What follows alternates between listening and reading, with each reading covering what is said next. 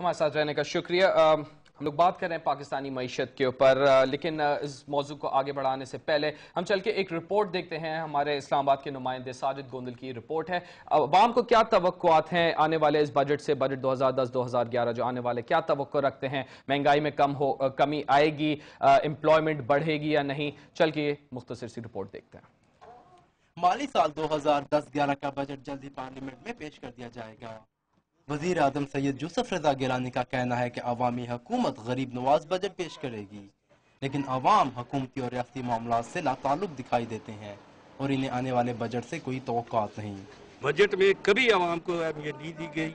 ये लोग जो है मिनिस्टर हैं, MNA, MPA, प्राइम मिनिस्टर, ये सिर्फ अपने मफादात को मद्देनजर रखते हैं, आवाम के लिए कुछ नहीं करते। ना कभी आवाम को कोई फ़ायदा पहुंचा है, ना इसकी तवक्को है। कुछ भी नहीं तवक्को। ये तवक्को है साइकिल चलाएंगे, फाल से बेचेंगे, बस मजदूरी पेट पूरा करेंगे, और क्या तवक्को करेंगे? कुछ भी नहीं। जो आता है अपना पेट भर के चला जाता है। बजट नाल सानू क्या लेना देना? सानू बजट ना कोई फायदा है ही नहीं है, समझ लगिए ना।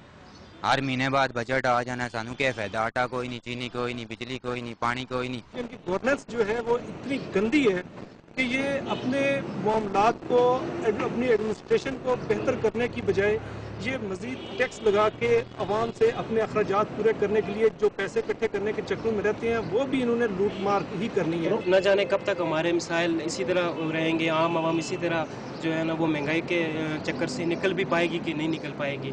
पता नहीं पिछली हुकूमत क्या थी, ये इसने क्या करना है, अगले वाले ने क्या करना है। हमें तो अगले 10 साल तक आने वाली हुकूमतों पे कोई भी तवक्को नहीं है। मुल्क में इस वक्त पाकिस्तान पीपल्स पार्टी की हुकूमत है, जिनका दावा है कि वो मजदूर तबका की नुमाइंदा जमात है। इस जमात का नारा है रोटी, कपड़ा और मकान। हमारा जो मैंडेट हमें मिला है वो गरीब आवाम से मिला है, और गरीब आवाम की जो मसाइल हैं उससे हम बखूबी वाकिफ़ हैं। और पाकिस्तान पीपल्स पार्टी ने हमेशा उन मसाइल को देखने की कोशिश की है और उनके लिए वसाइल पैदा करने की कोशिश की है। आने वाले बजट का मजमूआ तकरीबन 2 खरब 500 अरब रुपए के लगभग होगा, और ये 700 अरब रुपए खसारे का बजट होगा। हुकूमत पहले ही दहशतगर्दी के खिलाफ जंग पर उठने वाले अखराजात की वजह से तरक्याती कामों के लिए मुख्तस बजट में 40% कमी का फैसला कर चुकी है। आने वाला बजट एक चैलेंज होगा हुकूमत और आवाम दोनों के लिए, क्योंकि हुकूमत आने वाले बजट में खसारा पूरा करने के लिए नए टैक्स लगाना चाहती है, जिसके लिए उसे अवामी मुज़ाहमत का सामना करना पड़ सकता है। जबकि दूसरी तरफ आवाम है जो कि पहले ही समझ चुके हैं कि आने वाला बजट उनके लिए मज़ीद सख्तियाँ लेकर आएगा। Sajid Gondal, Dawn news, Islamabad. ये थी साजिद गोंदल की रिपोर्ट। आवाम के लिए कुछ नहीं किया जाता। नईम साहब, आपसे शुरू करते हैं। रोटी, कपड़ा और मकान, फटा हुआ कपड़ा ही रह गया, मकान और रोटी तो खरीद नहीं सकती आवाम। सवाल नहीं पैदा। तो देखिए, अब मैं समझता हूँ कि हमारी जो मईशत है वो इतनी ज़वाल पजीर हो चुकी है कि जब तक कोई इनकलाबी इक़दामात नहीं किए जाएं, इसको रोकना मुश्किल है।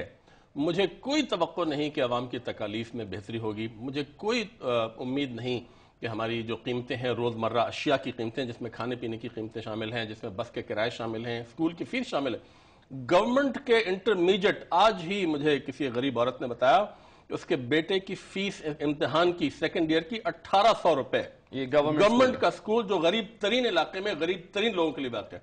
हुकूमत की बेहिसी इतनी बढ़ चुकी है कि गरीब आदमी को क्या उनको एहसास ही नहीं कि किस तरह रह रहा है। और मुझे अफसोस के साथ कहना पड़ता है कि ये हमारे इस्लामाबाद में जो डिसीजन मेकर हैं उनको कोई इस बात के इम्कानात भी नजर नहीं आ रहे कि उनको एहसास होगा। तो देखिए, महंगाई कम नहीं होगी, इंटरेस्ट रेट्स कम नहीं होंगे, गुर्बत बढ़ेगी, जो बेरोजगारी है बढ़ेगी। मुझे कोई उम्मीद नजर नहीं आ रही। ये इनकलाबी इक़दामात जो बार बार आप बात कर रहे हैं, ये क्या होने चाहिए अगर हम इसे सब्सटेंशिएट करते हैं? 1 या 2 इनकलाबी इक़दामात तमाम इस फिस्कल पोजीशन के अंदर रहते हुए क्या किए जा सकते हैं? देखिए, इनकलाबी इक़दामात के लिए तैयारी करनी होगी, वो एक दिन में नहीं किए जा सकते। अगर आपने इनकलाबी इक़दामात किए, मेरी राय में IMF के चंगल से निकलना बहुत ज़रूरी है, क्योंकि हुकूमत पाबंद है उस एग्रीमेंट की।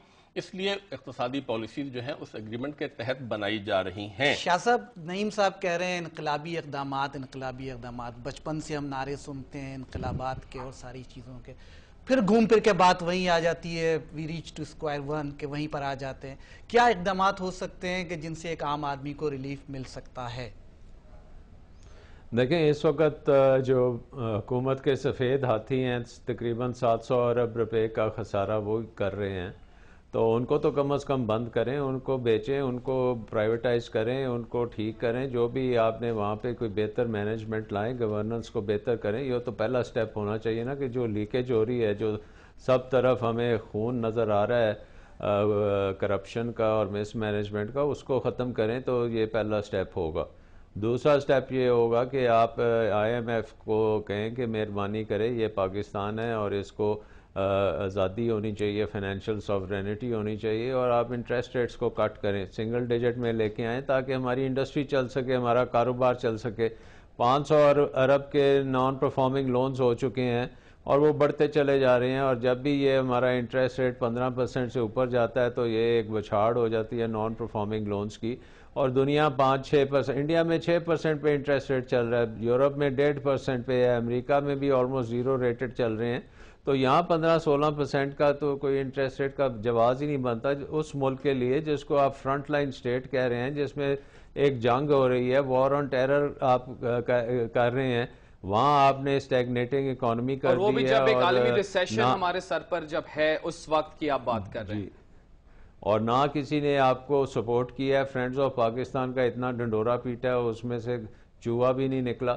اب آئی تھنک یہ دوسرا انقلابی نظام یہ ہے کہ حفیظ شیخ صاحب جائیں اور آئی ایم ایف کے آنکھ میں آنکھ ڈال کے بات کریں، اور ہمیں اب ایک گروئنگ اکانومی چاہیے. اس کے ساتھ ساتھ پھر یہ باقی جو ہیں اخراجات جو ختم ہی نہیں ہوتے، اور کئی منسٹریز بنی ہوئی ہیں، فیڈرل گورنمنٹ میں بھی وہی کام ہو رہا ہے، پروونشل گورنمنٹ میں بھی سلمان صاحب اصل مسئلہ وہی آ جاتا ہے کہ اخراجات بہت بڑھ گئے ہیں اور یہ سلسلہ جاری رہے گا. ایک بریک لے لیتے ہیں، بریک کے بعد ہم بات ویسے یہی کریں پاکستانی معیشت کے حوالے سے، لیکن آئی ایم ایف کی طرف دروازہ کھٹکھٹانا مزید ہمیں چاہیے کہ نہیں، اسی بارے میں ہم بات کریں پاکستانی معیشت پر کیا اثر پڑے گا بجٹ 2010-2011 سے. ہم اس بارے میں مزید گفتگو آگے بڑھائیں گے مگر اس بریک کے بعد.